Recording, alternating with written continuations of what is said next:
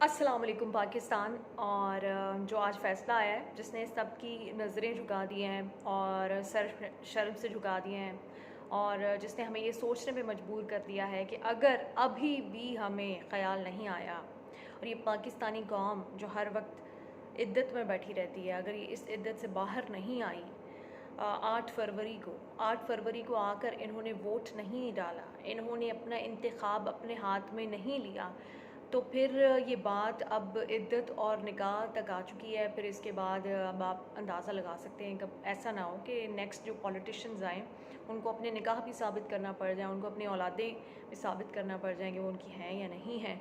तो इस लेवल तक सियासत को इस्टेब्लिशमेंट ले आई है, इस लेवल तक आसिम मुनीर साहब के दौर में हम आ चुके हैं, क्योंकि ये किसी सियासतदान का दौर नहीं है, ये आसिम मुनीर साहब का दौर है। उससे पहले जनरल बाजवा का दौर था, उससे पहले मुशर्रफ साहब का दौर था, ये आर्मी चीफ्स का दौर होता है, या राहील शरीफ का दौर था। सीक्वेंस में अगर मैं जाऊँ, ये सियासतदानों का दौर कभी नहीं होता, ये इमरान खान या नवाज़ शरीफ का दौर नहीं होता। दुख सिर्फ इस बात का है कि नवाज़ शरीफ जो ख़ुद को बड़े वज़ादार सियासतदान समझते हैं, आज इस फ़ैसले पर उन्होंने कोई लब कुशाई नहीं की। बिलावल भुट्टो जो अपने आप को समझते हैं कि वो न्यू वैल्यूज़ और कुछ वैल्यू ऐड करना चाहते हैं पाकिस्तान की सियासत में, और वो यंग हैं और वो पढ़े लिखे हैं और वो यंग ब्लड हैं, वो भी एक नई सोच के तहत जो आना चाहते हैं, वो भी इस फ़ैसले को क्रिटिसाइज़ उन्होंने नहीं किया। आसिफ़ा भुट्टो जो आजकल बड़ी एक्टिव हैं, उन्होंने नहीं किया। हम देख रहे हैं मरियम नवाज़ जो कि ख़ुद बोलती थी कि किस तरह से मुझे बहैसियत ख़ातून और बेटी होने की वजह से और नवाज़ शरीफ की बेटी होने की वजह से टारगेट किया गया। आज उनके लबों पे भी कोई शिकायत ना आई। ये आप सब का मुकद्दर होगा और बस अपनी बारी का इंतज़ार करते रहिएगा। जब मैं पाकिस्तान से आई थी, बहुत सारी डिसअपॉइंटमेंट्स थी, लेकिन फिर भी एक उम्मीद थी, पाकिस्तान से प्यार है, हमेशा रहेगा। जब हम ओवरसीज़ पाकिस्तानीज़ पाकिस्तान के बारे में कभी कुछ तल्ख़ गुफ्तगू करते थे तो मुझे बहुत दुख होता था और मैं उसको बड़ा पर्सनली लेती थी, और मैं ये सोचती थी कि आप लोगों को नहीं पता वहाँ के जो हक़ाइक़ हैं। आप सिर्फ न्यूज़ देखते हैं और न्यूज़ में भी आप सिर्फ यूट्यूब चैनल्स देख के अपनी माइंड मेकिंग कर लेते हैं। तो मुझे दुख होता था उनकी बातें सुन के, और उनके सामने मैं पाकिस्तान का जो सही तसव्वुर है वो पेश करने की कोशिश करती थी। आज आई एम स्पीचलेस। मैं किस तरह से दिफा करूँ इन फ़ैसलों का, मैं किस तरह से उन्हें कोई उम्मीद दूँ पाकिस्तान के मुस्तकबिल के बारे में, मैं क्या बात करूँ।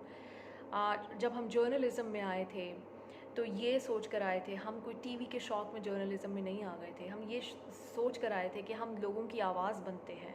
हमें अल्लाह ने कुछ नहीं दिया तो कम से कम एक आवाज़ दी है जो कि हम किसी कमज़ोर की बन सकते हैं और उसके मसाइल दुनिया के सामने ला सकते हैं।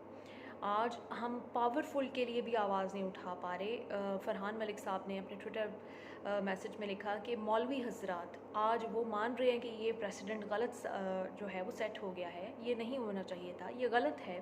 औरत की गवाही की, औरत की बात की वक़्त होनी चाहिए थी, लेकिन मर्दों की एक अदालत ने एक औरत की ना सिर्फ बेइज्जती की, बेहुरमती की, बल्कि उसकी बात को कोई अहमियत ही नहीं दी, सिर्फ़ इस वजह से कि वो एक साबिक़ वज़ीर-ए-आज़म जो कि आपके नापसंदीदा हो गए हैं, आपके लाडले नहीं रहे, उनकी वाइफ़ थी। सिर्फ़ इस वजह से उस औरत को इंसल्ट किया गया। ख़ैर, उन मौलवी हज़रात जो कि फ़ोन पे तो कह रहे हैं कि हाँ ये गलत हो रहा है, लेकिन वो टीवी पर आकर बात करने को तैयार नहीं हैं। वो अपने सोशल मीडिया पैगामात में ये बात करने को तैयार नहीं हैं। जिस मुल्क के मौलवी, जिस मुल्क के मुल्ला, वैसे तो हमें पहले भी पता थी, इतने कमज़ोर ईमान के होंगे। जिहाद है ये हक़ बात करना, जिहाद है ज़ालिम और जाबिर के सामने हक़ बोलना, सच बोलना। अगर आपसे ये जिहाद, इतना सा जिहाद नहीं हो रहा, तो आप किस तरह का इस्लाम का पैगाम लोगों को देते हैं, किस तरह की तालीम देते हैं, और आपके फॉलोअर्स का ईमान कैसा होगा। इतने आप लोग अपॉर्चुनिस्ट हैं, इतने आप लोगों को अपने मफादात और अपने टाइटल्स की पड़ी हुई है कि कहीं वो ना आपसे छीन लिए जाएं। इतनी आप लोगों को अपनी ज़िंदगी से मोहब्बत है, क्या ये कभी ख़त्म नहीं होनी? क्या मौत आपको कभी नहीं आनी?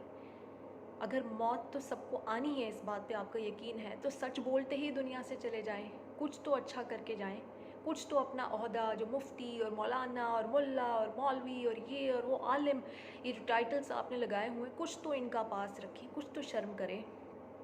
आज ये मुकद्दमात भी हमें लड़ने हैं, इस्लाम का सही तशख़्ख़ुस भी आज हमें देना है, फिर बुरे भी हम ही होंगे कि हम लोग सही इस्लाम फ़ॉलो नहीं कर रहे, क्योंकि हमने सर पे दुपट्टा नहीं ले रखा, क्योंकि हम टीवी पे आ रहे हैं। और लेकिन इस्लाम का तशख़्ख़ुस तो सही हम पेश करने की कोशिश कर रहे हैं, तो बड़ी डिसअपॉइंटमेंट है। और 8 फरवरी का दिन याद रखें, क्योंकि अगर 8 फरवरी को अगर आप नहीं निकलते वोट डालने के लिए तो किसी इदारे को ब्लेम मत कीजिएगा, आसिम मुनीर को भी ब्लेम मत कीजिएगा, फिर सिर्फ अपने आप को ब्लेम कीजिएगा कि आप इतने कमज़ोर हो गए हैं कि आपसे वोट भी नहीं डाला जाता।